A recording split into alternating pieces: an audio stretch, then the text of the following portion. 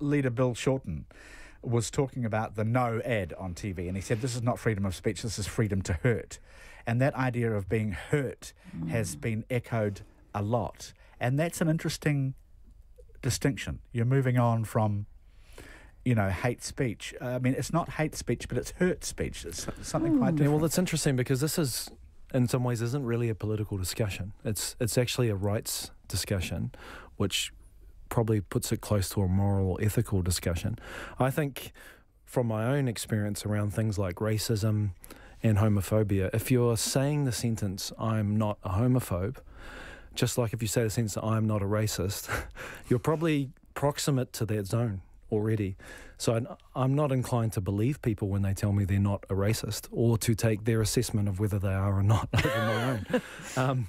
No, and so but for if you're example, in a job like this person is, where they are in this account exposed to the children, to same-sex, the children of same-sex partnerships because they can't currently be married, I think it's reasonable enough to have some concerns about it. Whether that's fireable, I think it becomes an employment law issue there.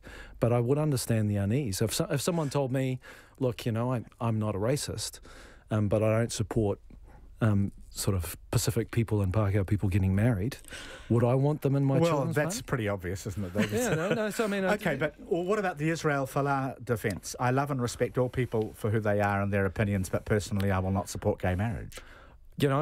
I've been a little bit disappointed by this. Well, I've actually been just disappointed by it, partly because the voice of such an influential young role model like Israel Folau is a very important one. I know sometimes people say, well, he's just an athlete, but he is one of the great athletes. He is someone that many people admire. He's well known for his sort of Christian beliefs, and of course he's a celeb couple as well. And I think of all the things to stand up for, all the things that athletes sort of let pass.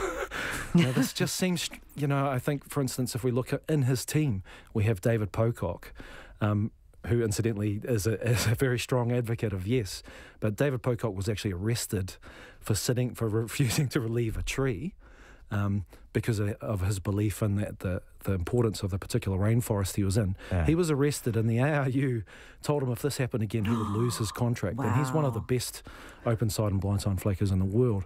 And so I think, this is going to come at no cost to Israel Folau. It won't, because his view is widely shared. But I really wish that he'd used his pulpit to speak to something like David Pocock did, that actually needed him to amplify it and speak to it. Well, the ABC sports editors arguing sports bodies should take a stand in favour of same-sex marriage. Well, the ARU has. So yeah. that was what generated his response, is that the Australian Rugby Union actually did take a stand. Yeah, they're saying all sports bodies, yeah. But the trouble is that there's also religious freedom, and a lot of people believe, that their God has told them that this is not the way things should be, and I don't feel able to, I mean, there's, some people would like to silence that kind of talk, and I profoundly disagree with it. That's the question, isn't it? Do you silence it because and invoke the hurtful No, reason? I don't think you silence it. I just think, there's an enormous amount of responsibility around expressing your views public, here. You don't get to control what it is. You will hurt people. It does matter. Free speech isn't anything goes and no consequences. Damon Salesa on the panel, thank you. Whawhatai and Jane Clifton, thank you too, Jane. A pleasure. It's going to be an interesting day for both of you on Saturday. Vote, everyone should vote early, but not often, unless you think you can really get away with it. Here's John Campbell on Checkpoint.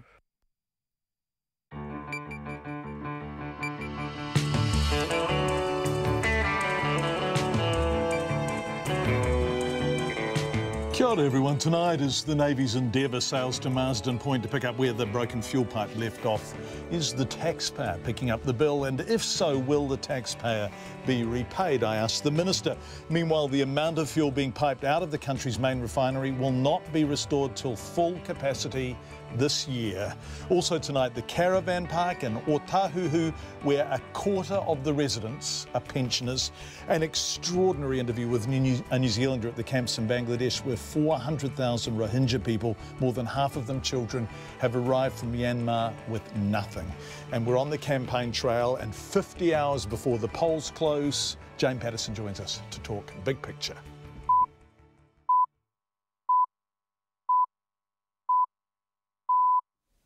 RNZ News at 5. Kia ora, good afternoon. Ko Katrina Bat and aho. A man appears to have set himself on fire outside Parliament this afternoon in what's thought to be a protest against the family court.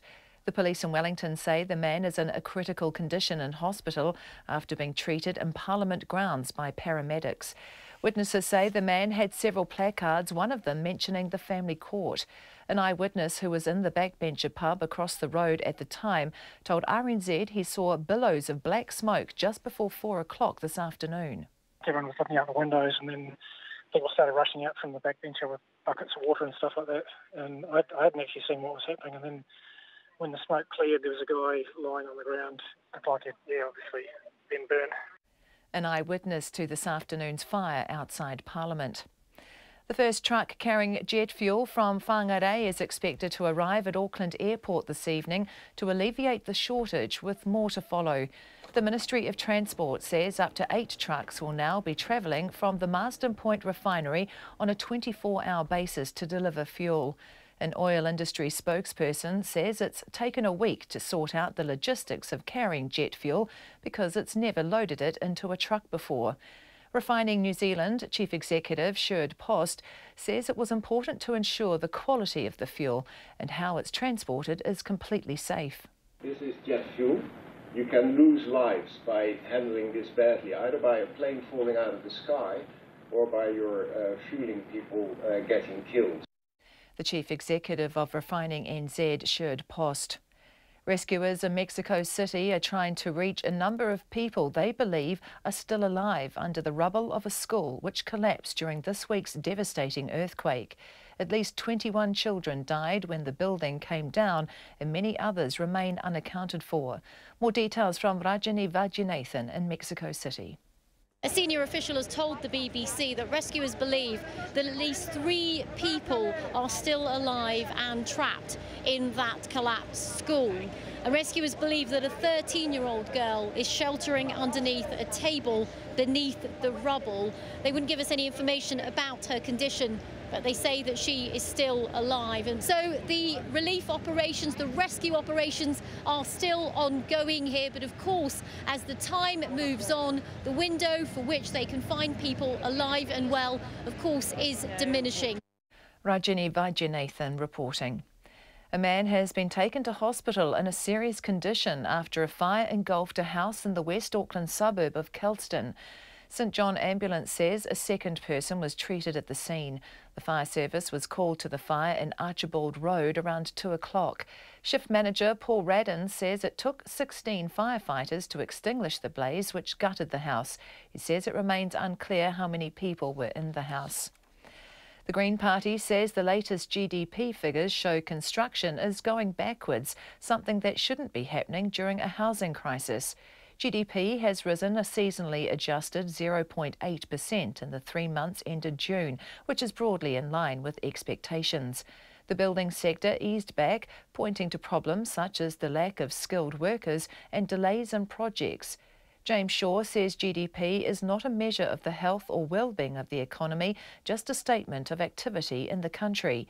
He says below the surface there are major issues in construction. Nationals leader Bill English says the latest GDP figures show continued solid growth. The Labour Party says on a per-person basis it's the weakest performance since 2011. It says National has let the economy drift along on the basis of population growth rather than improving productivity. But Mr English rejects that, saying the economy is generating a lot of jobs and average wages are rising. A researcher has told a nurses' conference she believes that assisted dying will be legal in New Zealand within the decade. The nurses' organisation neither endorses nor opposes assisted dying, but is keen for members to consider the topic and be well prepared for any decisions. A panellist at their annual conference, psychologist and researcher Pam Oliver, said she thinks assisted dying will be legalised and nurses have to be ready for that. From an equitable perspective, on behalf of people who are going to seek legal assisted dying, it's critically important that any health practitioner involved in assisted dying, actively or passively, be prepared for that eventuality. Psychologist and researcher Pam Oliver. It's 5 past 5. Sport and New Zealand's former world golf #1, Lydia Ko, says her confidence has returned at just the right time. Ko is back in New Zealand for next week's New Zealand Open in Auckland. It's been a difficult year for Ko, who slipped from world #1 to 8, having failed to win an LPGA tournament in more than a year. However, her recent form suggests she could be on her way back to the top, with 2 top 3 finishes in the past 2 weeks. It was just, I think, nice to be playing well, and having second place at Indianapolis gave me confidence. I think going to Evian, so it's nice to be home. But with golf, it can change day to day. But it's definitely nice to come in with some good performance for the National Open. The New Zealand Women's Open starts a week today. The British and Irish Lions coach Warren Gatland cost the side the series against the All Blacks, according to Irish flanker Sean O'Brien. He played in all 3 tests, including the second test win in Wellington, but has told the website offtheball.com that Gatland overtrained the team. He felt the coaching staff panicked in trying to get as much information as possible into the players and overworked them. O'Brien says with the squad they had, they should have won the series. The teenage Wellington leg spinner Amelia Kerr has become the youngest player to be offered an international contract by New Zealand Cricket. The 16-year-old, who's in Year 12 at secondary school, is one of 15 White Ferns players to be offered contracts for the next year. That's the news. Hammered by Hurricane Maria, the most powerful storm to strike Puerto Rico in almost 100 years. Iran slams the US. It will be a great pity if this agreement were to be destroyed by rogue newcomers. Miracles in Mexico City. We've seen miracles all around Mexico City. Dozens of people that were trapped in the rubble, they've been rescued. Taking you around the world, Susie Ferguson and Guy Aspinall Morning Report, weekdays from 6. Then on 9 to noon, academic and researcher Barry Lynn on the consequences of standing up to tech giants like Google, Amazon and Facebook. And after 10, animal psychologist and behaviourist Mark Vetti, who can bring zen-like calm to any dog. Join me, Catherine Ryan, on 9 to noon after Morning Report on RNZ National. Met Service weather through to midnight tomorrow. Gisborne and Hawke's Bay, showers possibly heavy with thunderstorms till evening, mainly fine tomorrow morning. For the rest of the North Island, showers, some heavy, possible thunderstorms from Bay of Plenty to Wairarapa this evening. Showers clearing from central and southern regions for a time overnight tonight or tomorrow morning. Nelson, showers possibly thundery until evening, becoming isolated tonight and clearing tomorrow. Marlborough and Canterbury, rain with some heavy falls about Marlborough and northern Canterbury overnight, clearing from the south tomorrow and becoming fine. Buller and Westland, cloudy scattered showers, possibly thundery in Buller until evening, becoming fine tonight. Southland and Otago, mainly fine but cloudy periods with patchy drizzle about the coast. Fiordland, fine at first, isolated showers developing this afternoon, turning to rain tomorrow evening. And the Chatham Islands, mainly fine today, cloud increasing and a few showers tomorrow. It's 5:08 and you're listening to Checkpoint. Thank you very much indeed, Katrina Batten. Welcome to the program, everyone. Thank you for being with us. Coming up tonight, the campaign trail, the small details as it comes to an end and the big picture. A New Zealander amongst the Rohingya people just across the border in Bangladesh. It really does sound like hell on earth. And will the taxpayer be reimbursed for responding to the chaos following that ruptured fuel pipe? Plus, Zach Fleming visits the caravan park in Otahuhu, where a quarter of the residents are pensioners. But we begin tonight in central Mexico, where the desperate search for survivors is continuing following yesterday's devastating 7.1 magnitude quake. More than 230 people are dead, many more missing in the rubble.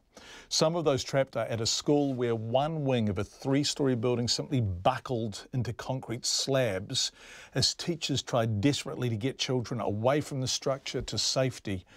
Bridget Burke has the latest. Rescuers working against time to dig a young girl out of the rubble of a partially collapsed school. A small glimmer of hope amid devastation from a major earthquake that killed at least 230 people across central Mexico. Es posible porque Se confirmó con cámara termodinámica y entonces esta registra el calor humano. Authorities bringing in thermal cameras to detect human heat after seeing the girl move her hand and threading a hose through the debris to get her water. At least 21 children and 4 adults were killed at the Enrique Rebsamen private school following yesterday's devastating 7.1 magnitude lunchtime quake. Dozens of others are feared trapped. Officials say a teacher and 2 students sent text messages from beneath the rubble pleading to be rescued. Dr. Paolo Vidal said the situation was desperate. I'm right here at the school that fell down with about 400 kids. We've taken out a lot. There's about 20 kids that we still don't know how they are, if they're even alive. Apparently they've seen one alive, but we've taken the rest of them out. And for that we're going to need a lot of help. We're going to need a lot of medication, a lot of first aid kits, and probably going to need a little bit more of serums and things with sugar, something to give to the kids and rehydrate them in case we get them out. More than 83 survivors have been pulled from 47 collapsed buildings across central Mexico. Search and rescue workers have been working meticulously, digging through rubble, transport waste and debris, arranging medical staff and distributing food and water. When rescue workers believe they find a survivor, they raise their arms so their colleagues know to quieten down. Diego Gomez Guzman owns a barber shop. He told Checkpoint Mexico City was quiet after the deadliest earthquake in a generation. The army asked people to stay quiet, to hear if you hear someone screaming from down the buildings. So the city is completely shut down in silence. And it smells like dust everywhere. But you can see all the people making lunches for people. They're making sandwiches. They're sending water. They're trying to help with medicines, with sticks, with everything they have to help people. This 67-year-old man trapped under the rubble of a collapsed building was pulled out alive 24 hours after the quake struck. Jose Luis Ponce was trapped on the second floor of his 9-level apartment building and is expected to make a full recovery. This resident, Alex, was pitching in to help. What I like is the fact that people is helping each other. I mean, in a situation like this, you gotta help each other. There is no other choice. I was working this morning. I was evacuated from the building, and I was walking by. So I saw that the help was needed. That's why I came over. President Enrique Pena Nieto toured the central Mexican town of Jojutla, where hundreds of homes and businesses were destroyed. He declared 3 days of mourning and ordered the evacuation of patients from damaged hospitals amid widespread power cuts and fears of further collapsed buildings from aftershocks. Mexico is still reeling from a powerful tremor that killed nearly 100 people in the south of the country less than 2 weeks ago. For Checkpoint, Bridget Burke. Let's head to the campaign trail now. Political leaders are making their final push for votes as the election campaign hurtles towards an end, with an opinion poll last night putting National a wee way ahead, but both main parties saying they believe it's neck and neck. Politicians are doing everything they can to push their message out to voters. Benedict Collins has more from the second to last day of the campaign trail. We can, as a country, be better. We will be better. So together, let's do this. Jacinda Ardern got a rousing reception at Canterbury University today as she urged students to make sure they vote. Labor's leader says time is running out. There is a sense of urgency now. My message to New Zealanders would be that we cannot wait another 3 years for the change we need to deliver better housing, better healthcare and cleaner rivers. And how are you holding up? It's been a pretty rigorous campaign. Yeah, exceptionally well, I think, for someone that doesn't drink coffee. I feel great. I've enjoyed every moment of it. Not one coffee the whole campaign? No. Nationals leader Bill English left Wellington this morning on his campaign bus for a final 2-day push as he makes his way to Auckland for election night. But before he departed, he broke with convention and cast his early vote alongside his wife Mary and Wellington Central candidate Nicola Willis. Unsurprisingly, confirming after exiting the polling booth that he'd given 2 ticks to National. The bus made stops in Lower Hutt and Paraparaumu for Mr English to mingle with voters. I do remember, I recognise your face. You come into work the odd time. Yeah. That's right, here's the wee one. He's great. All the best, eh? Thank you very much. But Mr English is still coming to grips with the publicity an election campaign brings. Well, the face on the bus, it's my face. And I've only just got used to looking at it that size. But he says it's all worth it. The plan we have for New Zealand is worth fighting for. It's worth all the effort, shaking every hand, getting up early, going to bed late, and we want voters to be, to see that, how important it is for New Zealand that they make this choice. The Green leader James Shaw went to a union meeting in Manukau today before visiting Auckland University. At the voting booth at the university, the line stretched down the corridors and stairs. James Shaw was encouraging everyone he could to get involved. You've voted as well? Yeah. Have you voted? Yes. Have you voted? I haven't voted, but I'm voting today. Great. Yeah. And are you just sort of holding off on the line as well, are you? Yeah, well, I'm voting with my mum. Oh, right. Yeah. That's cool. Yeah, she's Labour, but I'm trying to push her towards Greens. Just tell her that every vote for the Greens adds to the Labour total. That's what I've been saying every time. Yeah, but I'm voting Greens. But he says he's met a lot of voters who are getting confused about MMP. It is voter confusion.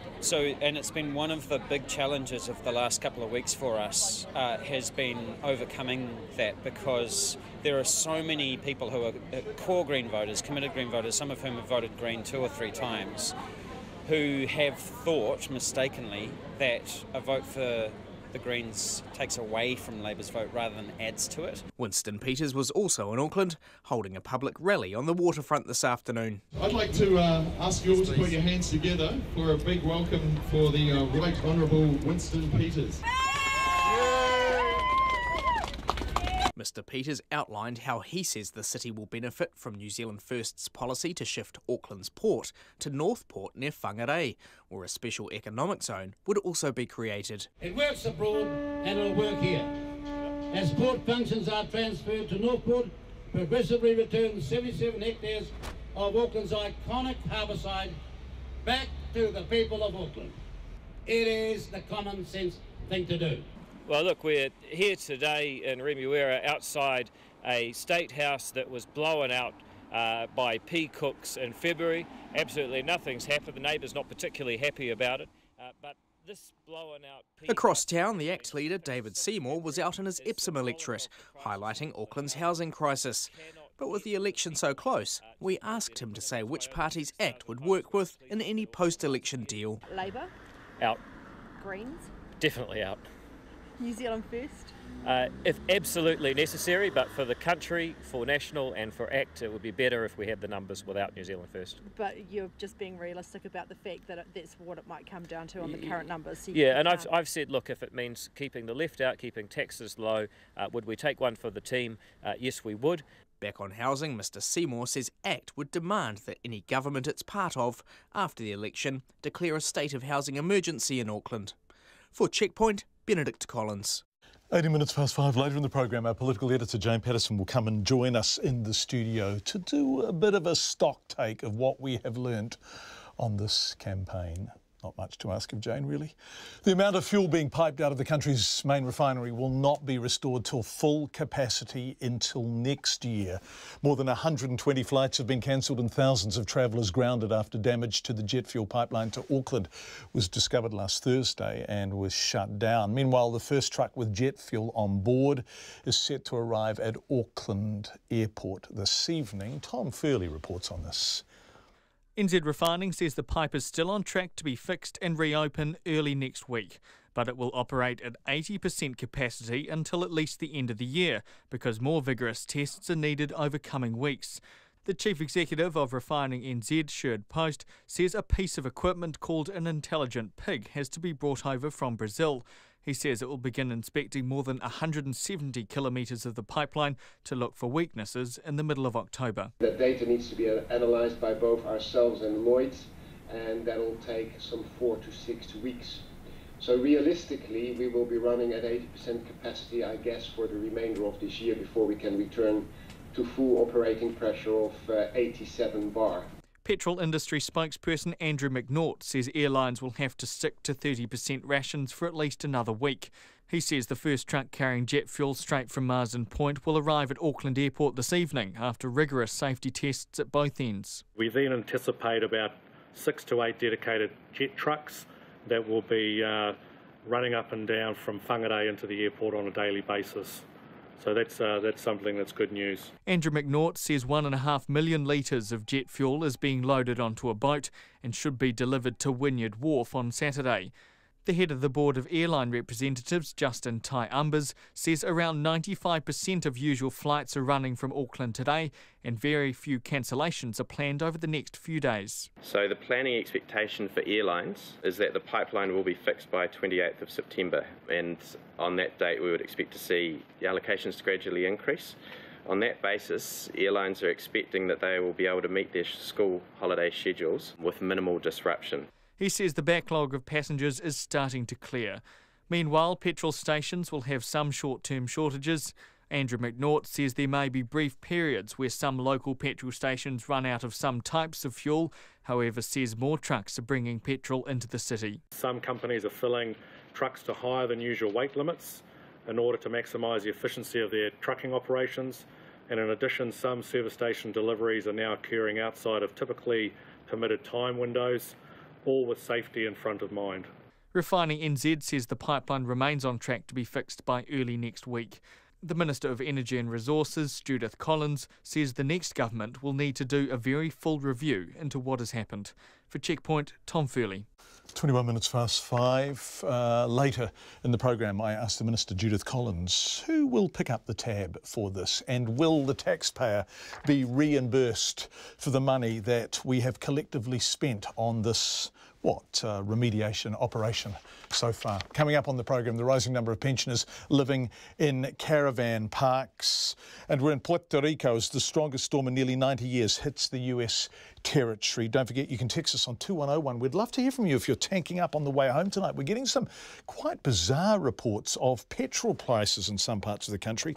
Please let us know what you're paying if you're tanking up on the drive home. The time on Checkpoint now is 22 minutes past 5. A second government agency has confessed that staff used false names when dealing with difficult clients. The Accident Compensation Corporation has admitted using the practice a day after it was revealed it had been common at a unit in the Ministry of Social Development. Lawyers and beneficiary advocates have condemned it, but managers and workers in the state sector argue it's necessary to protect the safety of their staff. Eric Frickberg's been looking at this for us. Yesterday, it was revealed that Ministry of Social Development staff had used false names on legal documents because they feared attacks by volatile clients. Now ACC says it too uses the practice. The agency says in a small number of cases, staff are given pseudonyms when dealing with dangerous clients, so they can't be tracked down later and threatened. However, a Dunedin barrister, Warren Forster, says this secrecy is unacceptable. This isn't about staff safety.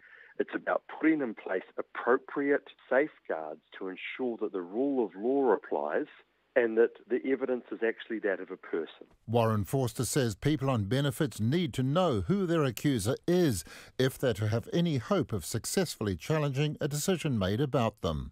ACC staff are explaining things, giving evidence, putting documents together, making submissions when they don't actually exist. There's no opportunity to cross-examine or challenge them, and I don't think it's an appropriate way of making a judicial decision in accordance with the principles of natural justice. The Ministry of Social Development says the number of volatile beneficiaries is small, 80 clients out of a total of 1.1 million. But it's a dangerous 80, according to the National Secretary of the PSA, Glenn Barclay. This all makes for a corrosive situation for our members to work in. We have had incidences of weapons being attempted to be brought into work and income offices, situations where alarms have been given out and there have been lockdowns.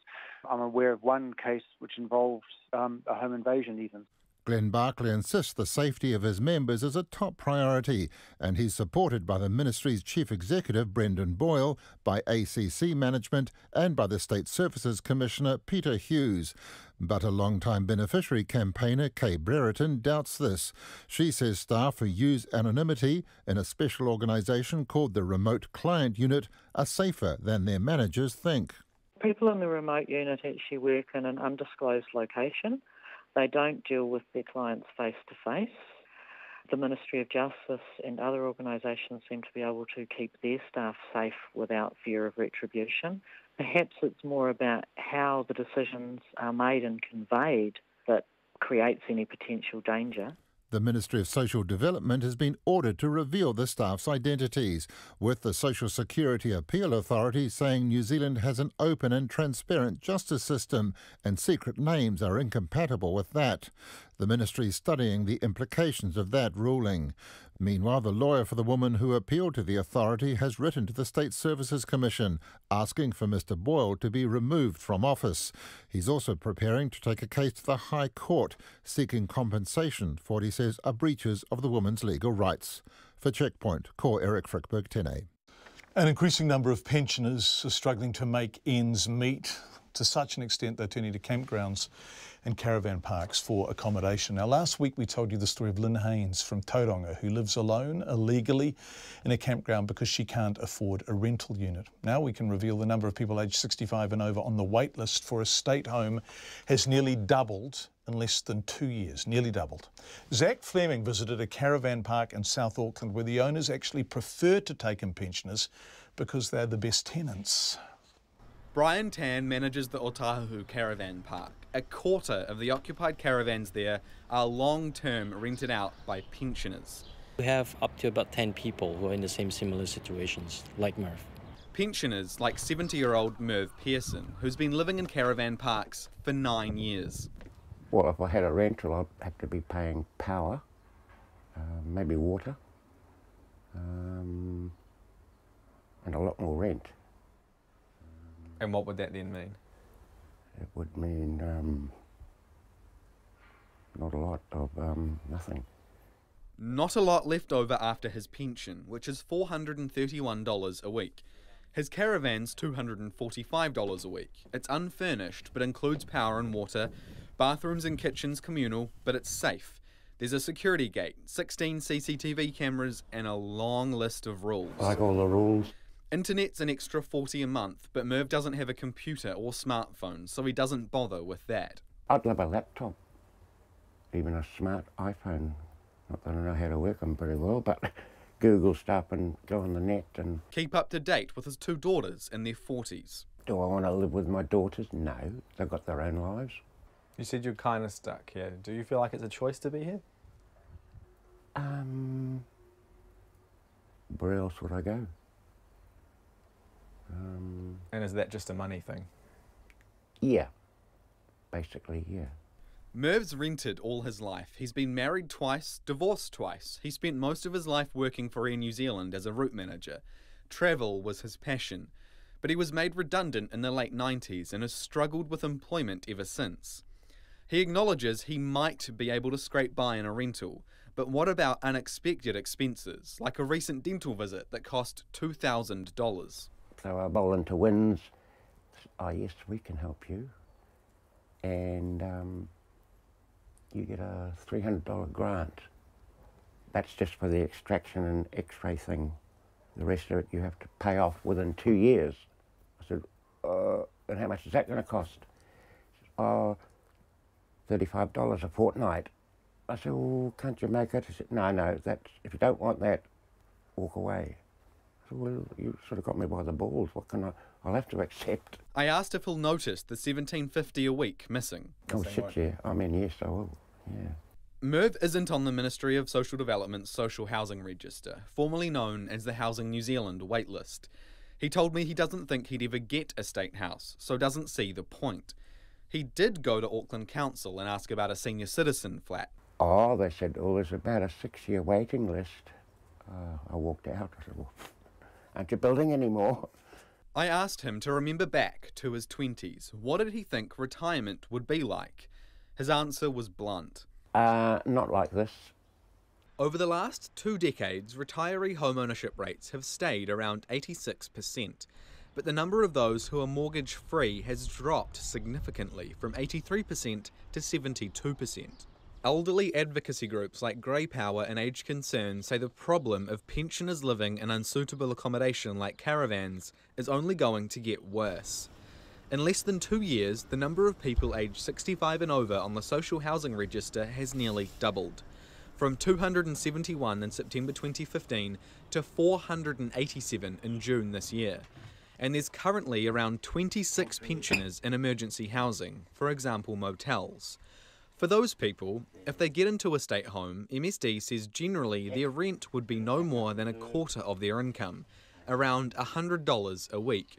Brian Tan, the Otahuhu Caravan Park manager, said he gets more than 35 calls a week from people wanting to live at the park, and constant contact from the Ministry of Social Development. Every day. He says the calls are often asking if clients can move in immediately. If they want to move in right away before the background check is done, we're going to have to charge them under emergency housing. So basically that's going to be a lot more. By a lot more, Brian means double, $490 a week for a caravan. He says MSD has accepted that rate several times in the past. Merv's content. I get out most days and got my gold card, go all over Auckland, love it. But he admits a caravan isn't ideal. I asked him how long he thinks until he's in a home. How long's a piece of string? When do you win lotto? And where do I go from here? Well, I'm not a geriatric yet, but I don't know. Where would I go after this? For Checkpoint, Zach Fleming. The Ministry of Social Development says anyone needing help with housing should call Work and Income. It's 29 minutes to 6.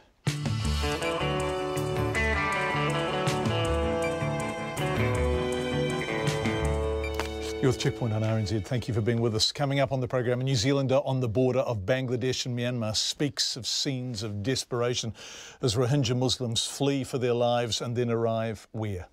And Dunedin parents dispute a bus company claim it cut bus runs because the services were underutilised. Plus business next, but first here's Katrina Batten with the headlines. A man appears to have set himself on fire outside Parliament this afternoon in what's thought to be a protest against the family court. The police in Wellington say the man is in a critical condition in hospital after being treated in Parliament grounds by paramedics. Witnesses say the man had a placard mentioning the family court. The first truck carrying jet fuel from Whangarei is expected to arrive at Auckland Airport tonight to alleviate the shortage caused by the pipeline rupture. Up to 8 trucks will now be travelling to and from the Marsden Point refinery on a 24-hour basis to deliver fuel. Rescuers in Mexico City are trying to reach a number of people they believe are still alive under the rubble of a school which collapsed during this week's devastating earthquake. The death toll from the shake is still climbing and is now more than 230. The number of people who have voted early this year is almost double what it was at this point in the last election. The total number of people who have voted already is now above 800,000. Tomorrow will be the last chance for people not yet enrolled to vote. The National Party leader says he's making a last push to reach as many voters as he can as he travels up the North Island in his campaign bus. Bill English boarded the bus in Wellington this morning and will reach Auckland by tomorrow night on the eve of the general election. The Labour leader, Jacinda Ardern, says she wishes she had more time in the election campaign for people to get to know her better. She says a government led by her would have the answers to lifting home ownership levels and seriously addressing climate change. The American Vice President Mike Pence says the Myanmar government's violence against Rohingya Muslims is a crisis threatening the world. Mr. Pence has accused the Myanmar military of terrible savagery and says unless the violence is stopped, it will sow seeds of hatred and chaos. Those are the headlines. I'll be back at 6. Thanks, Katrina. We're going to talk to a New Zealander who's with many of the Rohingya Muslims who have fled Myanmar in the camps that they are desperately trying to survive in across the border in Bangladesh very shortly. But turning to business news now with Giles Beckford. Economic growth numbers out today. Hi, Giles, our business editor. What can you tell us about the numbers? Good evening to you, John. Well, they were in line with expectations, 0.8% for the 3 months ended June, an annual rate steady at 2.5%. The descriptions we've heard today from the various analysts include solid, middling, creditable, a bit lumpy, not too bad, well, not too enthusiastic really. So a mixed view. Generally it's regarded as a probably as good as we're going to see in the current cycle. People had expected probably a little bit better, given that we've had a strong rebound in exports, and that showed through with dairy prices, of course. Forestry was another strong performer there. And we have to say that we should be thanking the fans who came out from Britain for the Lions tour. They've spent up freely in the bars and the hotels and the restaurants. And also the World Masters Games, they gave a real boost to local consumption as well. So those three elements were sort of the mainstay of it. One of the, perhaps a slight surprise is that construction, which we keep hearing so much about, was for a second quarter, it was a drag on the economy. It actually contracted. And that's probably a sign, not of a fall off in demand, but a fall off in supply. Those blockages that we keep hearing about, can't find the right people for the jobs, we can't get the goods or the materials as we need them, we can't get approval or finance, the project gets delayed for one reason or another. They're all showing through. So all in all, it wasn't too bad a figure. Put that together though with the immigration numbers that came out today, and they look like that they've probably topped. There was a slight fall off in the number of new migrants, a slight fall also in tourism numbers, and that's been quite a strong quite a strong driver of domestic activity. So if that's starting to soften up and we're seeing a few headwinds in the economy overall, you have to say that perhaps 2.5% or thereabouts is as good as it's going to be for this cycle. Giles, what will the Reserve Bank make of what you have just described? What does it tell them about their settings? It basically says to them that their thinking is, by and large, been confirmed. This is an economy that's ticking over, but it's not going gangbusters. It's not an economy that probably wants higher interest rates. There's no sign really of inflation. Productivity, we saw in these numbers, in the GDP numbers, that was on the soft side as well. So the Reserve Bank, as we've been hearing from them all year, will sit on its hands and says there's no need for us to put up interest rates. They're meeting again next week. They have their latest review. Expectations are that the Reserve Bank will be keeping its cash rate steady, 1.75%, and that will probably go certainly well into next year and quite possibly for a year or two after that. Wow, thanks, Giles. What happened on the markets today? A soft day for the share market. The top 50 index down 24 points to close at 7795, and the New Zealand dollar just gave back some of its gains from yesterday in the face of a stronger US dollar, we should say. 73.2 US cents and 91.5 Australian. Giles Bickford, our business editor. Thank you. Hurricane Maria has slammed into Puerto Rico as the strongest storm to hit the US territory in nearly 90 years, downing power to most of the island, flooding some areas, ripping windows out in the capital, San Juan, doing major damage. Maria, the second big hurricane to roar through the Caribbean this month, made landfall on the southeast of the island, cutting power and forcing thousands to seek safety in shelters. Juan Pablo Abreu is a commercial airline pilot who travelled to San Juan to help his family prepare for Maria. He spent 5.5 years working in Afghanistan and 18 months in Baghdad. I spoke with him just this afternoon, just before his phone battery died. The connection is really bad because the cell phone towers, pretty much both of them fell, and they're operating on battery power right now. Once the battery runs out, then we're pretty much out of communications unless we have some kind of satellite service. Right now, the entire island, it's without power, completely 100%. All you can hear outside right now is just the wind gusts of the remains of Hurricane Maria right now. The storm is actually, I think, already on the way to the top of the Dominican Republic. However, for the last 12 hours, in comparison, this storm, it has been the strongest storm in Puerto Rico since before the Great Depression. Since 1922 was the last storm that hit hard, really hard Puerto Rico the way it did. During the early morning hours on Wednesday, the storm actually made a landfall with maximum sustained winds of 155 miles an hour. And it stayed on the island for quite some time. So not only the wind damage was extensive, but also the amount of rainfall as well. With so many trees and vegetation in the tropical area, one of the things that you can see in the metro area immediately is seeing absolute, clogging of the sewage system, which starts bringing the water up on all the streets. And there's plenty of municipalities within the metro city area and outside, the metro city area that are completely underwater right now. Main bridges that actually are highway to connect one side of the island to the other are underwater. Some other municipalities right now, for example, the northeastern corner of the island, like Rio Grande and Fajardo, are completely inaccessible as well. I heard that the three main marinas in the northeastern coast of the island, Puerto del Rey, Puerto Chico, and Villa Marina, they're pretty much destroyed as well.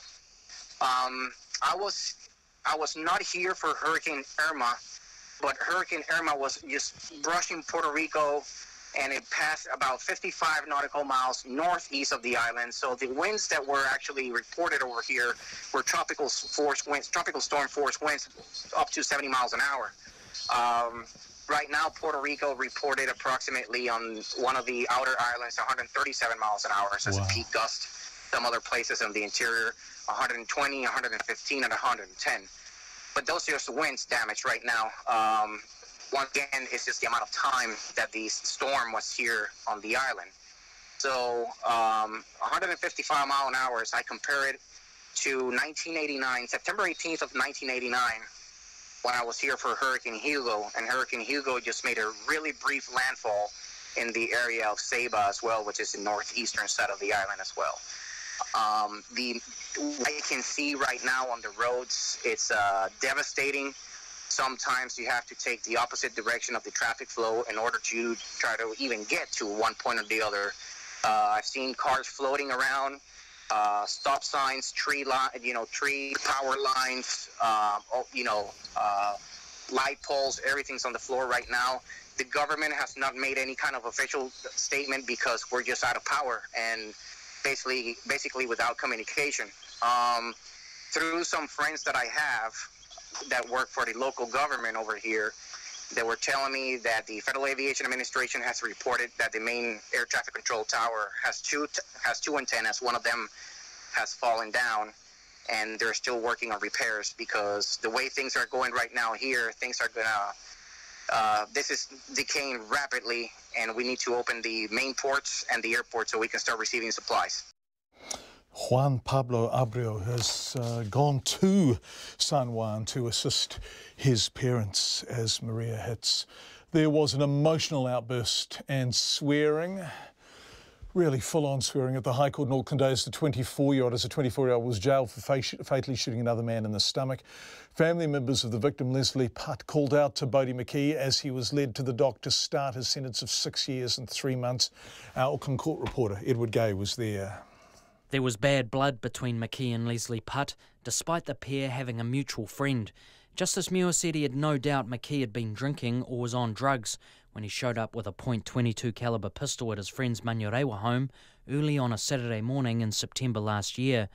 And when he noticed Mr. Putt's car parked out front, he approached it, pulling the door open and yelling. Mr. Putt adopted a fighting stance and challenged Mr. McKee to a one-on-one fist fight. Justice Muir said Leslie Putt demanded McKee drop the gun. During the standoff, as McKee backed off, he asked his friend twice if he could come through the house to get away. His friend said no. At that point, Mr. Putt advanced on Mr. McKee, swinging at him, but in a manner and at a distance unlikely to connect in what the Crown described in closing as a fake. Mr. Putt called McKee a name before telling him he'd never used the gun. Mr. McKee drew the weapon up reflexively as Mr. Putt swung at him and then discharged it. The bullet hit Leslie Putt in the stomach, cutting an artery, causing internal bleeding and death. Justice Muir sentenced McKee on the basis that he intended to fire a warning shot or to injure Mr. Putt without killing him. Afterwards, McKee ran from the house. He didn't help Mr. Putt or call an ambulance. He got rid of the gun and went on the run for 2 days. Meanwhile, back at the house, Mr. Putt's mother, Marlene Sellers, arrived. She told the court in her victim impact statement, read by a victim's advisor, that she found her son lying on the ground. My son was looking at me and saying, "I have been shot, Mum, I love you." He was on my lap like when he was a baby 33 years ago, in my arms as a newborn child. She said she was now smoking marijuana every day, taking sleeping pills and getting counselling to help her with her post-traumatic stress disorder. Mr. Putt's father, Anthony Marsh, said he'd only recently begun to reconnect with his son, who he described as a bad man with a good heart. You stole my son's life. You have his blood on your hands. I hope that in your dreams you face his ghost. On McKee's behalf, his lawyer Annabelle Ives asked for a discount for her client because he had offered to plead guilty to manslaughter ahead of his trial. She argued the judge could reach an end sentence as low as 4 years. And hence my Starting to place a very low tariff on human life, Ms. Ives. Aren't you? Miss Ives said there was no tariff for manslaughter and it was a matter for his honour. In sentencing McKee, Justice Muir said the 24-year-old had racked up 46 convictions, including aggravated robbery and serious assault. He will well appreciate he is at a complete crossroads in his life. He either makes something of it from here on in, using the resources that are available to him over the next period of imprisonment, or he does not. Justice Muir gave McKee a discount for his offer of a guilty plea to manslaughter before trial and for his attempts to get out of the situation. But in the end, Justice Muir said McKee could have chosen to turn and run. He did not. Mo te hōtaka o te ahi ko Edward Gayaho. We head now to the border of Bangladesh and Myanmar, where Rohingya Muslims have fled for their lives. UNICEF is working to help, but there are roughly 400,000 displaced Rohingya people in the area, and they're desperately in need of further aid. Charlotte Glennie, an expat New Zealand journalist who's worked throughout Asia for many years, is with UNICEF at Cox's Bazar in Bangladesh. She told me about it. So many people, such pressure on everything, particularly food, water and sanitation. Well, sanitation is one of our major concerns, and there is very little clean water. We're trying to get clean water to people. There are very few latrines, so you can imagine with the number of people around, they're all living in these crowded conditions in either makeshift refugee camps, which are sort of extensions to existing refugee camps, or what we're calling spontaneous settlements that have just popped up anywhere that people can find space. And that's like tens of thousands of people are now living just wherever they can find space, in the hills, on very muddy swampland. And to give you an example of the kind of conditions in these temporary settlements where people are living, I met a man and his wife and their little baby a couple of days ago who had literally they'd had to stand up all night holding their baby above them because it was pouring with rain and they'd been flooded out, and the water was rising and rising, and it was pitch black, absolutely nothing around, just this tiny bit of plastic sheeting over their heads, and they just had to stand all night to keep themselves alive. And I met them the next morning. They were sitting by the side of the road. They'd left the settlement that they'd been staying in for a few days. They were going to try and find somewhere else. But can you imagine how they would feel, how terrified they would have been during the night? The mother said that she'd cried all night while holding up her baby. The mother couldn't even swim. And there was literally water all around and a river just beside them. So, I mean, that's the kind of conditions that people are living in terms of shelter. But as you say, in terms of sanitation, things are terrible. There's a very grave threat of disease because you can imagine people living so closely together, so many people in such appalling conditions. And that's something else that UNICEF is doing vaccinating 150,000 children against diseases like measles, rubella, because if there is an outbreak of one of those diseases, it would just spread throughout the camps and kill lots of these children who have already, as you say, suffered so much. Gosh, it sounds distressing, Charlotte. Are you getting anywhere near the support? Is UNICEF getting anywhere near the support it needs? And what do you need most of all? Look, we need more donations. We have our supplies. We have supplies in Dhaka. They've all been sent down here. We're exhausting our supplies up there. More's been flown in from overseas. Obviously getting it here as soon as possible, but there are logistical challenges doing that as well. The communities are very spread out, and so it's difficult to reach everyone. And people are very transient as well, as I was just telling you about this family moving because they got flooded out. There were tens of thousands like them, so they moved to another place, and then how do you track them and know where they are? And An example of that too was it was another mother. I mean, the story is just so horrendous. Another mother I met yesterday of a 9-month-old, and she had brought her baby to a UNICEF, and our partner, we were doing the vaccinations with the Ministry of Health. She'd brought her little 9-month-old baby in to get a measles vaccination, which was great. But the baby, it was quite clear as soon as you looked at the baby that there were far more urgent needs than that, and the baby was severely malnourished.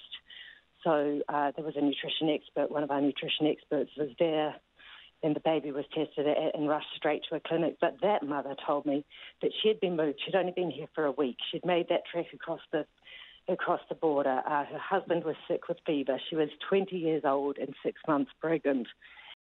She told me about this baby that she didn't know she hadn't known where to go, how to get treatment for him. She'd been moved 3 times. People have been pushing her out of the area where she'd tried to settle and sleep the nights, and she'd been moved on 3 times. She'd had very little food, she'd had very little food, and her baby, she'd been given, I think, a packet of milk and some fried rice, and she'd been trying to feed this to her baby. So until she happened to come across this clinic, and we're obviously going out looking for people like this as well, but it's just so hard to find them because there are so many people around. So, yeah, look, we need all the support we can get. And what is another challenge is that relief effort has to be much better coordinated than it currently is.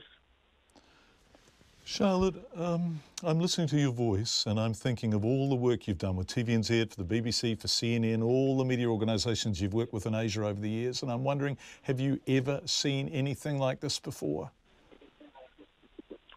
Look, John, I haven't. It's an interesting question because you're exactly right. I have seen some many distressing things in my career, and I've seen, the tsunami in 2004 was of course one of them. But the thing about this is that people are still alive. There is still hope, but they need to be helped. And seeing the number of children, they're at their most desperate point. They've suffered so much. They've suffered so much trauma. They've had this terrible journey. They've got none of the absolute basics that human beings need to survive. And look, I've never seen anything on this scale in terms of living people just pouring in and just desperately trying to survive in what are unimaginable conditions. Unimaginable. Charlotte Glennie, who's there with UNICEF, Cox's Bazar, just across the border into Bangladesh. We're just going to alter normal programming because I think we've got the Minister of Health on the line. Dr. Coleman, are you there? I am. Good evening, John. No, good evening. You're driving somewhere. Are you heading somewhere? How long have we got you for? Well, I don't know, a few minutes. Yeah, okay. Well, look, we've got the news at 6. We've got the news at 6. Look, we're delighted to have you. We just wanted to talk about the deficit, the combined DHB deficit. Obviously, you came on twice in August. Once it was under 117 million. Once it was under 100 million. Then the second time you came on, I think August 24th, remember, it was 117 million. We've been told today from a source at the Ministry that it is now substantially higher. Are you able to confirm that? No, that's not correct. Look, you might be confusing the initial cut of next year's plans. I don't know, I haven't seen them yet. But the 16-17 number is 117.5 million, as it is on the Ministry of Health website. So that's unaudited. The audited result is generally available in October. Normally it doesn't deviate much from that. So we'd expect it would be that figure, which is, a fraction of less than 1% of the total DHB budget. Absolutely. It's just sources at the Ministry tell us that it is heading north in a big way. You must know this. You must have been briefed on this. No. Look, John, 2 days before an election, all sorts of rumours going around. The latest advice I've got, 117.5. And I don't expect the audited result available in October to deviate much. But look, I think you're actually fundamentally getting confused with what next year's plans might show. So you're talking about the 16-17 deficit. Of course, we're getting an annual plans, none of which have come to my office yet for 17-18. So let's see what that number is. It'll still be less than 1% of the budget, but of course, DHBs get more money every year, and they will next year again. One of the figures you keep giving us when you talk to us, and we appreciate you making yourself available this evening, thank you, is you say when You took over from Labor in 2008. The combined DHB deficit was 150 million. You kind of use that as a high tide mark, and you say every year we have done better than that. My understanding is that...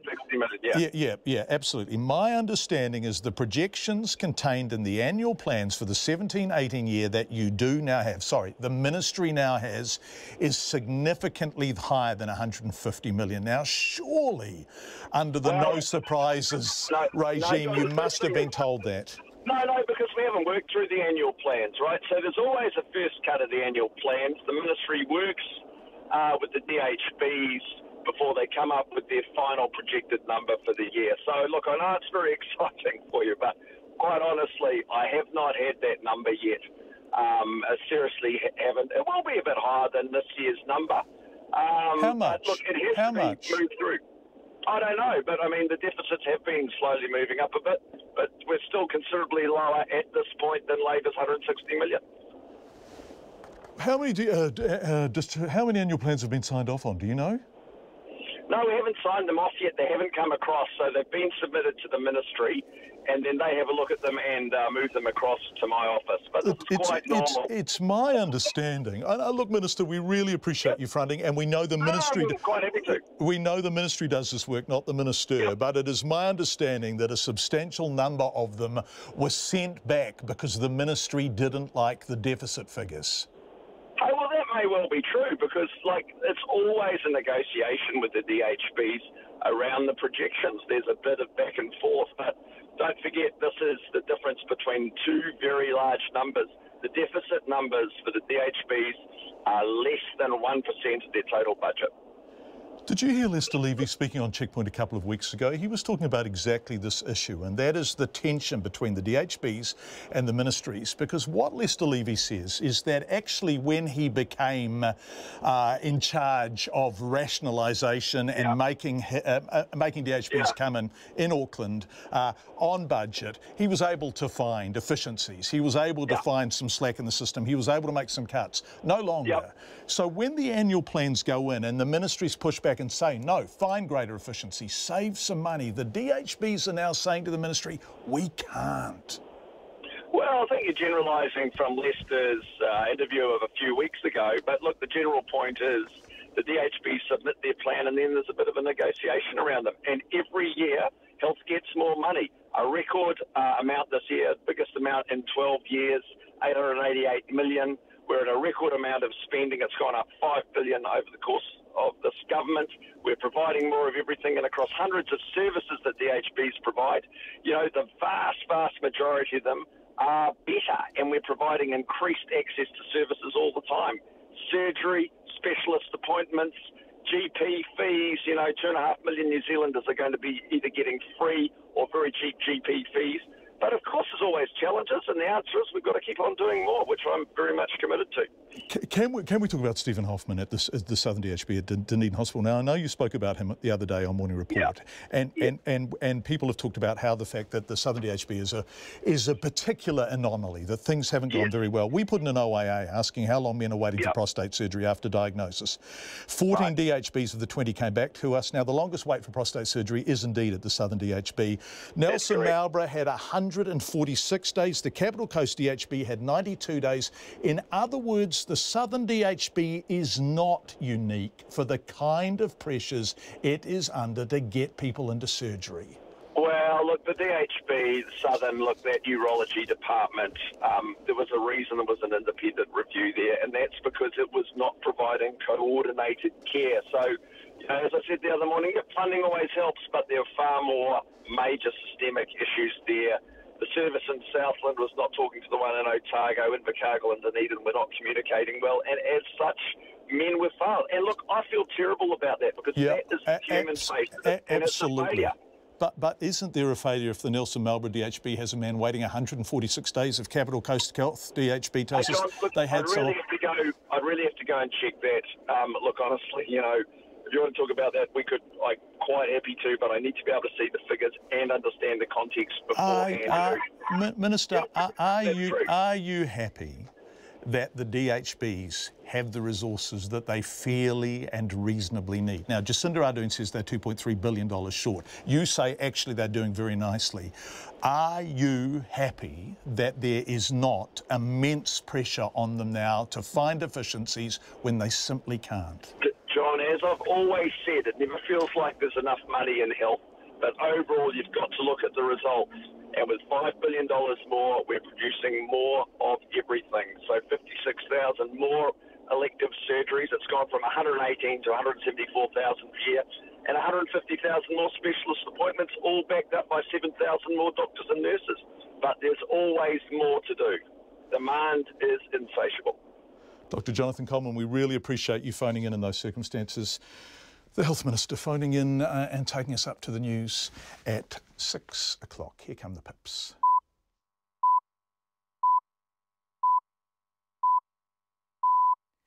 RNZ News at 6. Ngā mihi nui, good evening. Ko Katrina Batanaho. The police say they have no idea why a man set himself on fire in the grounds of Parliament this afternoon. Emergency services were called shortly before 4 o'clock when a man was seen burning near the Richard Seddon statue in front of Parliament. The police in Wellington say the man is in a critical condition in hospital after being treated in Parliament grounds by paramedics. The officer in charge of the scene, Senior Sergeant Glenn Turner, says police will review footage from parliamentary security but would also like to hear from anyone who may have filmed the scene on their phone. When police got here, there was a person on fire. He'd subsequently been put out. Unfortunately, he's in a critical condition in hospital. At this stage, police are appealing to members of the public for witnesses and any other people that may have assisted on that initial time. Glenn Turner says they've not identified the man or know if he acted as part of a protest. Eyewitnesses say he was carrying a placard relating to the family court at the time. Air New Zealand says no flights are cancelled tomorrow because of fuel shortages. Thousands of passengers have been affected by the jet fuel shortage over the past week by widespread cancellations and rescheduling of flights. But the spokesperson for the airlines, Justin Tai-Umbers, says most flights have been running from Auckland today. He hopes school holiday travellers at the end of next week won't be affected. So the planning expectation for airlines is that the pipeline will be fixed by 28th of September, and on that date we would expect to see the allocations gradually increase. On that basis, airlines are expecting that they will be able to meet their school holiday schedules with minimal disruption. Justin Tai-Umbers, a spokesperson for the airlines. And Refining New Zealand says the damaged section of its Wiri pipeline has now been cut out and crews are now welding the new piece in place. More than 100 people are working round the clock to repair the pipeline break on a farmland at Uruakaka, south of Marsden Point. The company says a 17-metre long section had to be isolated and cleared of explosive vapours before specialist welders could go to work. It's also drained water and hydrocarbons from the site and removed contaminated earth before welding could start. Refining New Zealand says it's still on track to start sending jet fuel down the pipe on Sunday. Rescuers in Mexico City are trying to reach at least 3 people they believe are still alive under the rubble of a school which collapsed during yesterday's devastating earthquake. They include a 13-year-old girl who's sheltering under a table. Crews have managed to pass food and water to her. At least 21 children and 4 adults died when the building came down, and many others remain unaccounted for. Speaking from the UN in New York, Mexico's Foreign Minister Luis Videgaray Garzo appealed for more specialised help. The world is embracing Mexico. We're getting a tremendous solidarity from countries all over the world, and the thing that we need the most right now is help in the rescue operations, and particularly we need highly specialised equipment and crews with the expertise to help us on that. Rebuilding will come later, but right now it's about rescuing. President Enrique Peña Nieto has declared 3 days of mourning throughout Mexico. The Greens are asking top voters for their party vote, saying the Opportunities Party will not make the 5% threshold to enter Parliament. Their leader, James Shaw, made the direct appeal, saying the election is really close and no one can afford to waste their vote. Mr Shaw argues the Greens and Top have a lot of policies in common. They care about climate change. They care about closing the loop on capital gains and tax reform. They care about, lifting people out of poverty through things like a universal basic income. And the Green Party is the party that has the best chance of carrying those ideas into Parliament and into government. The Greens leader, James Shaw. Mongrel mob members who met with the Electoral Commission this week say the visit has sparked enrolment amongst the gang and their whānau. The Commission had earlier said it didn't feel comfortable going onto the gang's Wairoa premises, but changed its mind and sent 2 Māori staff to the gang pad on Monday. The president of the chapter, Rangi Tamati, says he's passed on the contact details for the Gisborne chapter of the mongrel mob to the Electoral Commission. A lot of our guys are getting interested in wanting to know about the elections and how they go about it. So our senior members in our club have made it an effort that we try and do it as a collective, make our votes effective. Rangi Tamati says they're keen to hold a similar hui before the next election. A young man is in Auckland Hospital after being dragged from a burning house in West Auckland today. Police and fire investigators are looking into the fire, which gutted the rental property on Archibald Road about 2 o'clock. Henderson Senior Fire Station Officer Jim McLean says they'd been told people were inside and crews with breathing apparatus were sent in to look for them. Mr McLean says they found 2 men behind the house, one having a lot of trouble breathing. A young man who was in very serious condition, and he was taken to hospital, presumably suffering from smoke inhalation, and another chap who'd helped to drag him out of the building. Mr McLean says it appears the fire started in a bedroom. It's almost 6:06.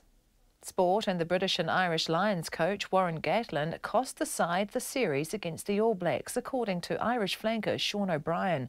He played in all 3 tests, including the second test win in Wellington, but has told website offtheball.com that Gatland overtrained the team. He felt the coaching staff panicked in trying to get as much information as possible into the players and overworked them. O'Brien says with the squad they had, they should have won the series. New Zealand's former world golf #1, Lydia Ko, says her confidence has returned at just the right time. Ko is back in New Zealand for next week's New Zealand Open in Auckland next week. It's been a difficult year for Ko, who's slumped from world #1 to 8, having failed to win an LPGA tournament in more than a year. However, her recent form suggests she could be on her way back to the top, with 2 top 3 finishes in the past fortnight. The former world middleweight boxing champion Jake LaMotta, who inspired Robert De Niro's Oscar-winning performance in the movie Raging Bull, has died. He was 95. An uncompromising fighter in the 1940s and 50s, LaMotta grew up in the Bronx and had links with the mafia. He fought Sugar Ray Robinson 6 times, including one final bout dubbed the Valentine's Day Massacre. Later in his life, LaMotta reflected on his brutal technique, saying he never enjoyed hurting people. It's occupational hazard. That's the way it was. You accepted it. You hit me, I hit you, and made the best man win. The late Jake LaMotta. That's the news. Tonight on Night's Cow Candy. Why some farmers feed their animals sweets. But who looks after the teeth? Fergus Bowen brings the jazz, and very cool jazz it is too, and our changing world heads for the skies. On board NASA's Flying Space Observatory, Sophia, its mission to observe the birth of stars and the supermassive black hole at the centre of our galaxy, then get back to the airport before the fuel runs out. On Nights with me, Brian Crump, from after the news at 7 on RNZ National. Met service weather through to midnight tomorrow. Gisborne and Hawke's Bay, showers possibly heavy with thunderstorms till evening, mainly fine tomorrow morning. For the rest of the North Island, showers, some heavy, possible thunderstorms from Bay of Plenty to Wairarapa this evening. Showers clearing central and southern regions for a time overnight tonight or tomorrow morning. Nelson, showers possibly thundery until evening, becoming isolated tonight and clearing tomorrow. Marlborough and Canterbury, rain with some heavy falls about Marlborough and northern Canterbury overnight, clearing from the south tomorrow and becoming fine. Bulla and Westland, scattered showers, possibly thundery in Bulla until evening, becoming fine tonight. Southland and Otago, mainly fine but cloudy periods with patchy drizzle about the coast. For Fiordland, fine at first.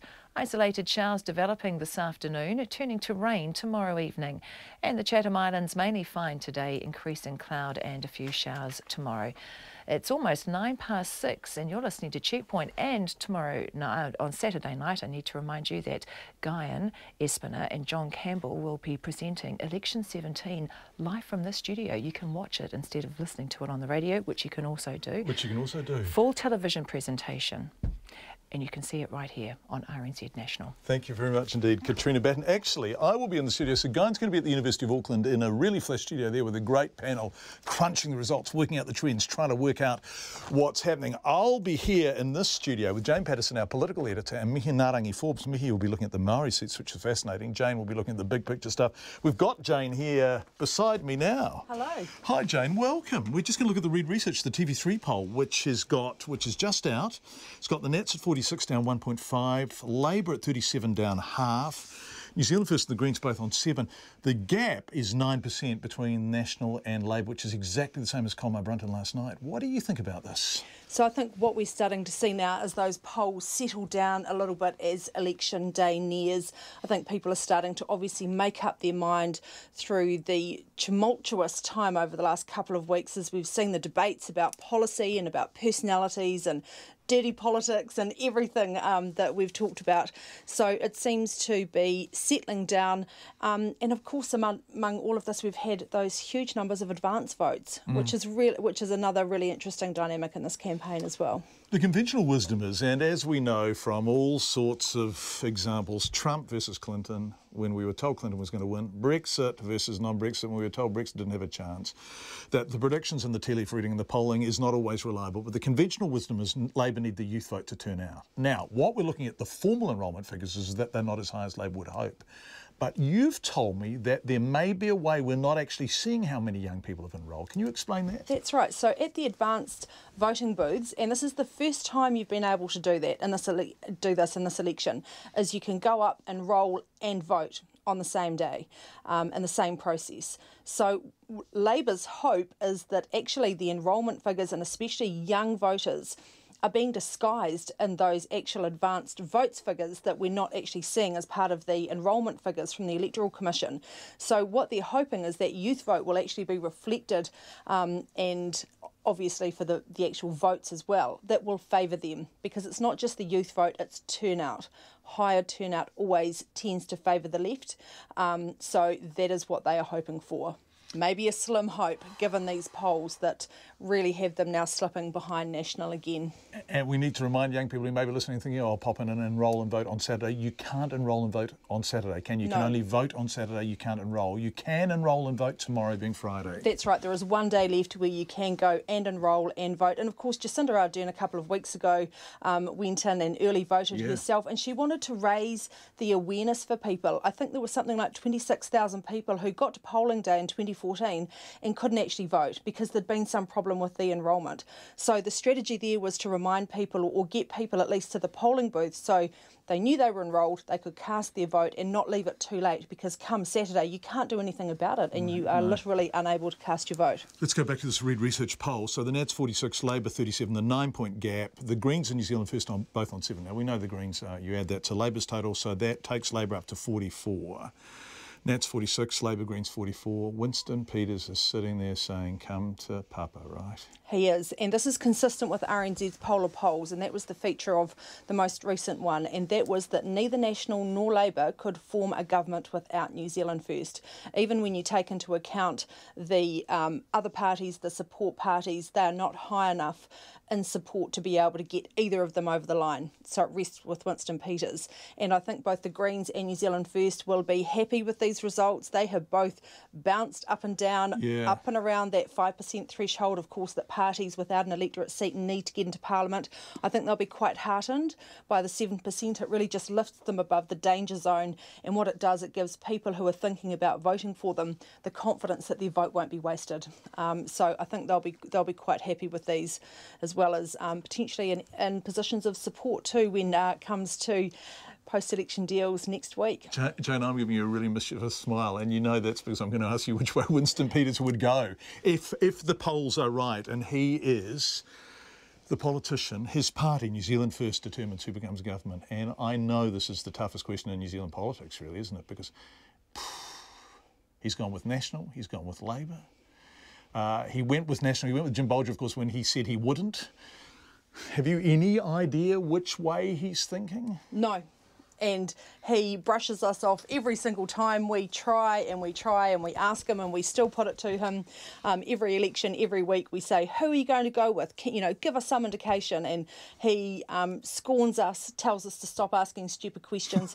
He'll basically go with, I think, whichever party would give him the best deal, to be quite blunt about it. He has never, certainly in this term, expressed his favoured party. There are obviously pros and cons in terms of National. You're looking at a third-term administration, really under pressure on things like housing and poverty.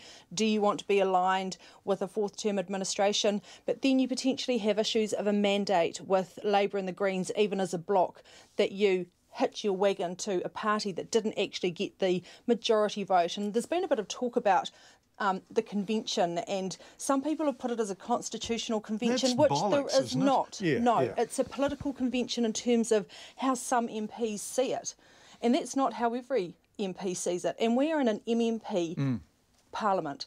Whoever can get across the line can form a government. So it's a convention that Mr Peters has talked about in terms of speaking to the party with the largest vote. And in fact, Andrew Little alluded to that when he resigned, that at 24%, he didn't have a mandate to even start negotiating for a government, which was one of the reasons that he stepped down.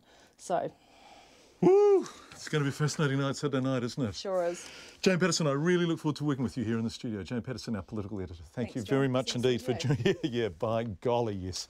14 flights cancelled at Auckland Airport today, down from 35 yesterday, in a sense that the various responses to the ruptured fuel line between Marsden Point and the country's busiest airport are starting to work. But at what cost? Now, the pipe belongs to Refining New Zealand, and the New Zealand Refining Company's shareholders include Mobil Oil New Zealand, Z Energy and BP Holdings New Zealand. But the biggest single contributor to the relief effort is from the Navy's oil tanker, HMNZS Endeavour, which is collecting almost 5 million litres of diesel from Marsden Point. And of course, Defence Force drivers are behind the wheels of some of the road tankers taking jet fuel to Auckland. So I asked the Minister, Judith Collins, who's paying for this? Well, I haven't given that the attention that I expect it will be given after this issue's sorted. Because I think at the moment, I don't think any of us want us to sit there and say, is it worth us doing this or not? Or they just want us to get it done and sorted, and that's what my focus is. So I'm sure that there will be a lot of insurance issues, there will be a lot of people making claims and whatever, but right at the moment, the big focus on getting the entire industry, government and everyone else working together, along with council, has been the number one important issue for us. Hear, hear, and I think everyone would agree with that. But nonetheless, Refining New Zealand is a public company. Its shareholders are the oil companies. Are they making the taxpayer pick up the costs of this operation when in fact it has nothing to do with the taxpayer? Well, they're not asking us to do these things. We have offered it, and of course they're taking up many of those offers. But I think the main thing is that the taxpayers can't actually get to work, or they can't make the income to pay the tax if they can't get the fuel. So we're, at this stage, what we're doing is just doing what we can to help. And we do this all the time anyway, whenever there's a natural disaster or some issue that we need to deal with, but it's not good enough with a city the size of Auckland, or any city really, to have people not be able to get access to land fuel and the aviation fuel, and that's why I'm really pleased we've had some really good results.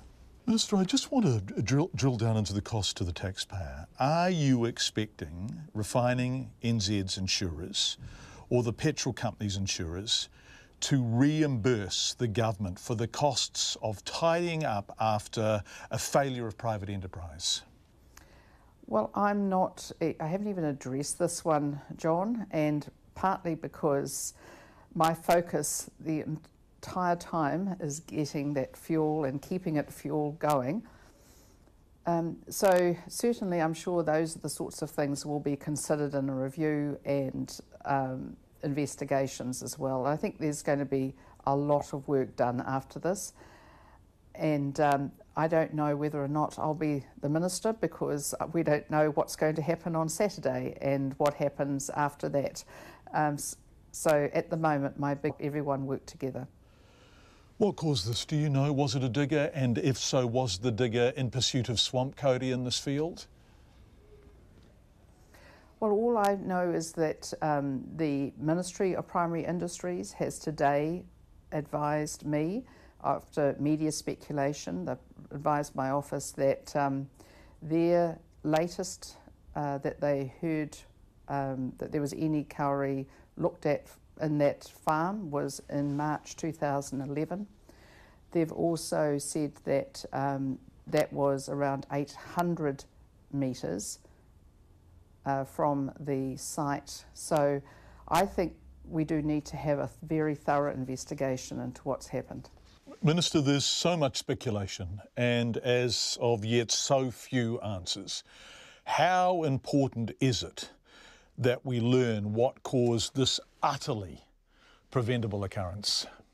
I think it's crucially important, because my focus is, and I think most New Zealanders would expect us to do this, would to find out how it is that such a crucial piece of infrastructure was damaged in a way, and certainly that damage was able to cause the disruption that it has, and when it happened, by whom and how. That's the Minister, Judith Collins, talking to us this afternoon. Nurses were told today that euthanasia or assisted dying will be legal in this country within a decade. They also heard at the Nurses Organisation annual conference that if it's legalised, they will be at the front line. Our health correspondent Karen Brown was there and filed this report. Assisted dying is as sensitive a topic among health professionals as it is within the larger community. Conference delegates in Wellington were told it's complex, and the Nurses Union neither endorses nor opposes it. But a psychologist and researcher, Pam Oliver, told nurses they're likely to have to deal with it regardless. I believe that assisted dying will be legal within 10 years in New Zealand, quite possibly earlier. And from an equitable perspective, on behalf of people who are going to seek legal assisted dying, it's critically important that any health practitioner involved in assisted dying, actively or passively, be prepared for that eventuality. Pam Oliver said other countries' experience with assisted dying shows nurse involvement is inevitable. What the research shows is that it's nurses who are more involved in the assisted dying request and eligibility process, and indeed in the final event often, than are doctors or other health practitioners. Pam Oliver also said nurses frequently end up administering it instead of doctors in places where assisted dying is legal, notably the Netherlands and Belgium. Quite often that happens because even though the doctor is supposed to be present for that, if it's a euthanasia or an IV line administration, in fact the doctor may be called away and the nurses are left with the opportunity, with the privilege and with the responsibility. She added that ACT leader David Seymour's end-of-life choice bill, which awaits a first reading, is good in many respects but lacks detail about the role of nurses, and this should be fixed. The bill would give terminally ill people with 6 months to live or those with a grievous and irremediable condition the ability to ask a doctor to help end their lives. A nurse who gave her name only as Jenny was worried about coercion. Is there any situations where people that do have that legal power of attorney are making decisions on behalf of others? She was reassured that those with a power of attorney would not be able to make those decisions for others. Another delegate, Marilyn, had other concerns. I've seen many where the people themselves control almost their time of death and the very things that are important to them in the family moments.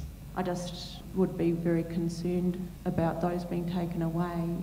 Victoria University nursing lecturer Helen Rook conceded she worries about that too. She added she's not convinced a law change is coming, adding good palliative care could rule out any need for assisted dying. I'm not sure that we need this legislation, is what I would say. With the right resources in place, then we can manage this very well, and we have been doing very well for generations and generations. A nursing leader, Kerry Nuku, said Māori will want to talk it over. Whānau engagement, and I mean authentic whānau engagement. It's not about somebody assuming, it's about having a kōrero where the whānau are fully informed. She added manaakitanga or caring would require that any assisted death be managed like a birth in a culturally appropriate way. Mō te hotaka o te ahi, ko Karen Brown tēnei. 24 minutes past 6. Claims by GoBus it's cutting 4 school bus runs into Dunedin because they're not being used have been disputed. Schools have been flooded with calls from parents upset GoBus has not consulted before dropping the services along Otago Peninsula and to Sawyers Bay from the end of term next week. At least 100 school children, including from Otako Marae, face long travel and walks of several k's across busy roads. GoBus says it has no choice because of falling passenger numbers and fares, but the school says the buses are some of the best used in the city. Confused? So were we. So we sent Otago Southern reporter Ian Telfer to Tahuna Normal Intermediate to see for ourselves.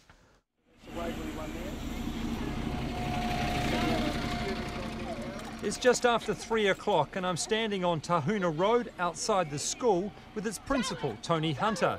He says GoBus's decision came out of the blue. Well, last Friday we found out that they were going to discontinue the Waverley and the Portobello bus runs.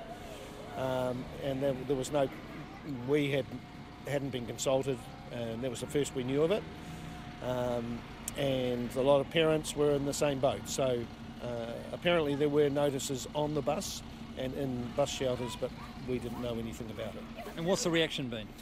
It's been a bit of an uproar. People were upset, of course, because it's the most convenient way of getting their children to school from out in the peninsula.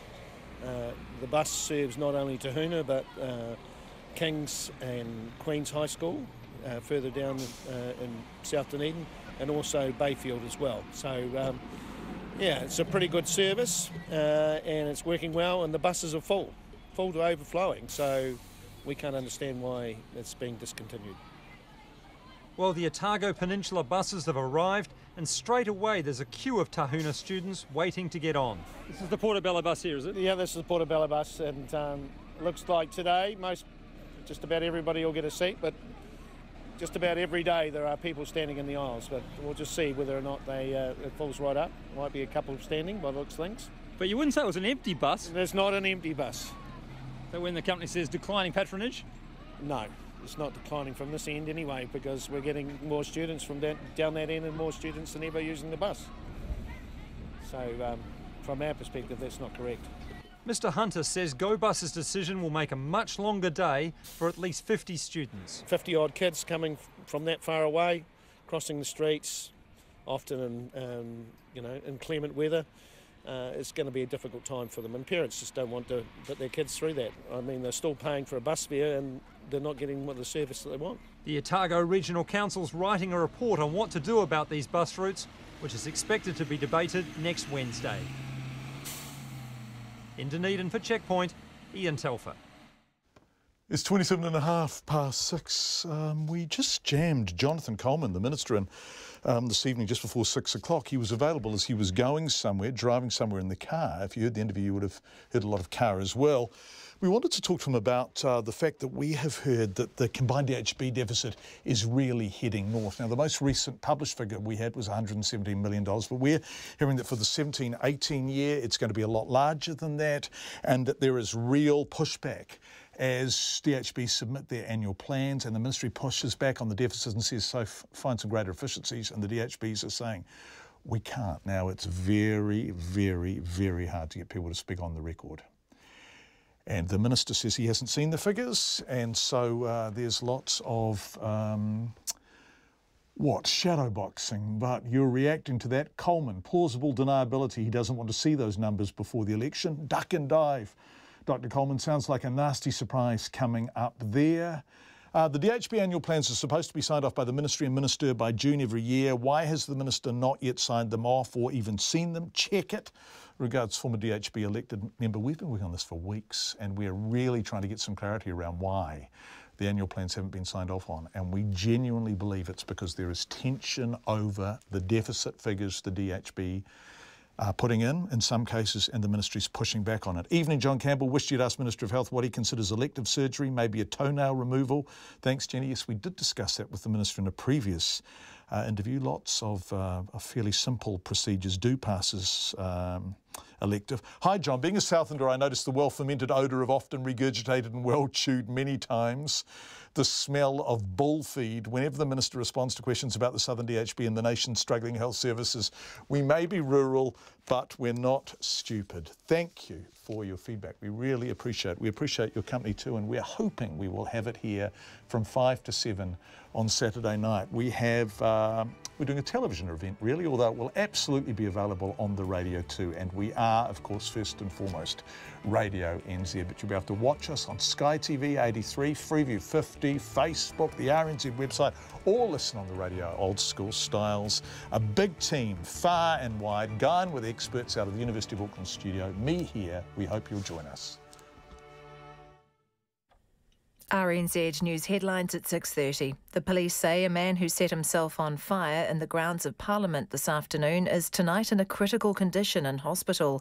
The latest News Hub Reid research poll has national support, down slightly on just under 46%, with Labour steady on 37% and the Greens on 7%. Air New Zealand says no flights are cancelled tomorrow because of fuel shortages. And earthquake rescuers in Mexico City are trying to reach people still believed alive under the rubble of a school. Here's our next news and weather is at 7. She departed. I've a duo with a difference in this week's New Horizons. Wordsmith Richard von Sturmer and musician Gabriel White work together as the Floral Clocks, with haunting songs that it's not difficult to find time for. From a distant galaxy. Join me, William Dart, for New Horizons tonight.